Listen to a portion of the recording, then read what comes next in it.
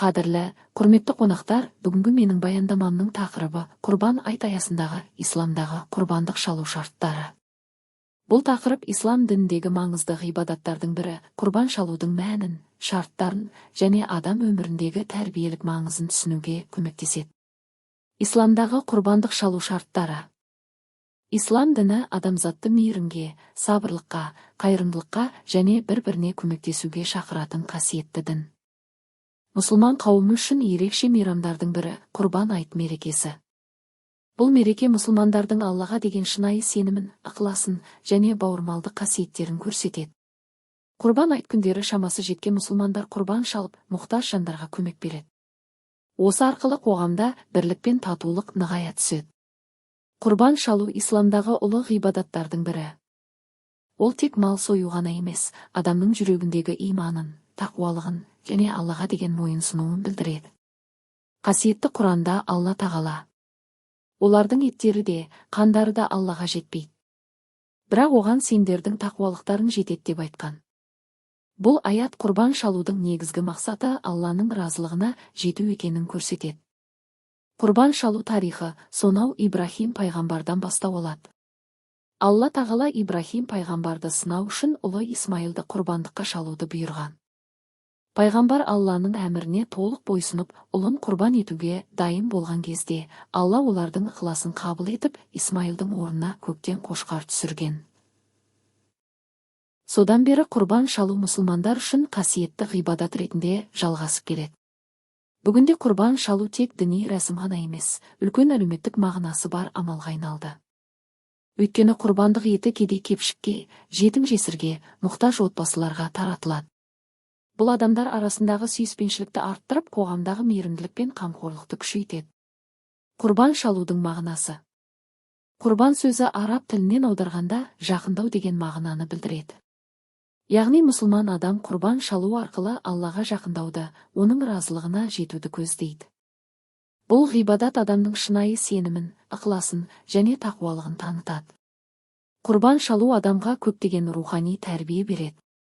Біріншіден, ол адамды сараңдықтан арылтып, жомарттыққа үйретеді. Екіншіден, мұқтаж жандарға көмектесуге баулиды. Үшіншіден, адам бойындағы сабырлық пен шүкіршілік қасиеттерін күшейтеді. Ислам дінінде әрбір ғибадаттың өзіндік мәні бар. Намаз тәртіпке, ораза сабырға, зекет жомарттыққа тәрбиелесе, құрбан шалу мейірімділік пен бауырмалдықты нығайтады. Сондықтан құрбандық шалу тек материалдық амал емес, үлкен рухани тәрбиенің көзі болып табылады. Құрбан шалудың үкімі. Ислам ғалымдарының көпшілігінің пікірінше, жағдайы жеткен мұсылманға құрбан шалу уәжіп амал. Уәжіп дегеніміз орындалуы міндетке жақын ғибадат. Мұсылман адам мүмкіндігі бола тұра құрбан шалмаса, үлкен сауаптан құр қалады. Құрбан шалуына адамдарға міндеттеледі. Мұсылман болуы, ақыл есі дұрыс болуы, балиғат жасына толуы, жолаушы болмауы, қаржылық жағдайының жеткілікті болуы. Егер адамның күнделікті қажеттерінен тыс белгілі мөлшерде байлығы болса, оған құрбан шалу міндет болады.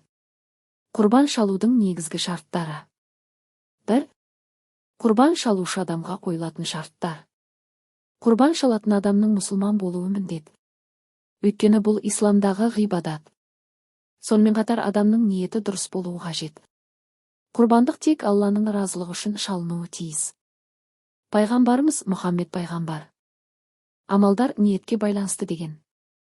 Сондықтан адам мақтану немесе адамдарға көрсету үшін емес, шынайы ықыласпен құрбан шалу керек. 2. Құрбандыққа шалынатын малға қойылатын шарттар. Исламда кез келген мал құрбандыққа жарай бермейді. Құрбандыққа тек мына мал түрлері шалынады. Қой, ешкі, сиыр, түйе. Әр малдың жас мөлшері белгіленген. Қой мен ешкі 1 жасқа толған болуы керек, сиыр 2 жасқа толуы керек, түйе 5 жасқа толуы қажет. Сонымен қатар малдың дені сау болуы шарт. Ауру, өте арық, ақсақ немесе соқыр мал құрбандыққа жарамсыз деп есептеледі. Пайғамбарымыз: 4 түрлі мал құрбандыққа жарамайды. Анық соқыр, анық ауру, анық ақсақ және өте арық мал деп ескерткен. Бұл талаптар ислам дінінің тазалық пен сапаға мән беретінін көрсетеді. 3. Құрбан шалынатын уақыт. Құрбан шалу айт намазынан кейін басталады. Айт намазына дейін шалынған мал құрбан болып есептелмейді. Құрбан шалу уақыты. Зүл-хижжа айының 10 күні айт намазынан кейін 11 күні, 12 күні күн батқанға дейін жалғасады. Ең абзал уақыт бірінші күні шалу.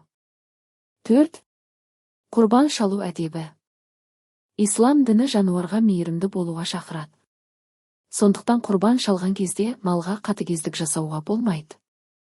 Құрбан шалу кезінде пышақ өткір болуы керек, мал қинамастан тез сойылуы тиіс, басқа малдың көзінше союға болмайды. Бисмиллахи, Аллаху әкбар деп айту қажет.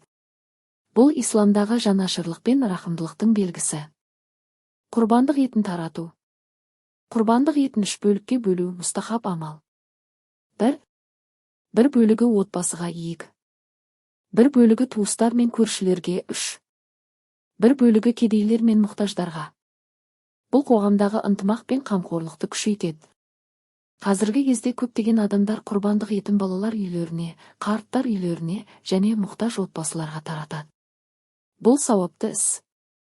Құрбан айттың тәрбиелік маңызы. Құрбан айт адамдарды бірлікке шақырады. Бұл мерекеде адамдар бір-бірін кешіріп, реніштерін ұмытады. Туыстар бір-бірінің үйіне барып айттап құттықтайды. Балалар үлкендерден баталады. Жастар үлкендерді құрметтеуге үйренеді. Мұқтаж жандарға көмек беріледі. Сондықтан құрбан айт тек діни мереке ғана емес, адамгершілік пен ізгіліктің мерекесі. Құрбан шалудың қоғамға пайдасы. Құрбан шалу қоғамдағы әлеуметтік теңдікті сақтауға көмектеседі. Бай адамдар кедейлерге көмек береді. Мұқтаж жандар еттен дәм татады. Бұл адамдар арасындағы бауырмалдықты күшейтеді. Қоғамда мейірімділік артады. Қазіргі уақытта қайырымдылық қорлары арқылы да құрбандықтар шалынуда. Бұл көптеген отбасыларға қуаныш сыйлайды. Исламдағы тазалық пен жауапкершілік. Құрбан шалу кезінде тазалық сақтау маңызды. Мал арнайы таза жерде сойылуы керек. Қоршаған ортаға зиян келтірмеу қажет. Бұл ислам дінінің адам денсаулығына және табиғатқа жауапкершілікпен қарайтынын көрсетеді. Қорыта айтқанда, құрбан шалу исламдағы ұлы ғибадаттардың бірі. Ол адамды тақуалыққа, жомарттыққа, мейірімділікке тәрбиелейді. Құрбан айт мерекесі адамдар арасындағы бауырмалдықты арттырып, қоғамдағы бірлікті нығайтады. Исламдағы құрбандық шалу шарттарын білу әрбір мұсылман үшін маңызды. Себебі ғибадат дұрыс орындалса ғана қабыл болады.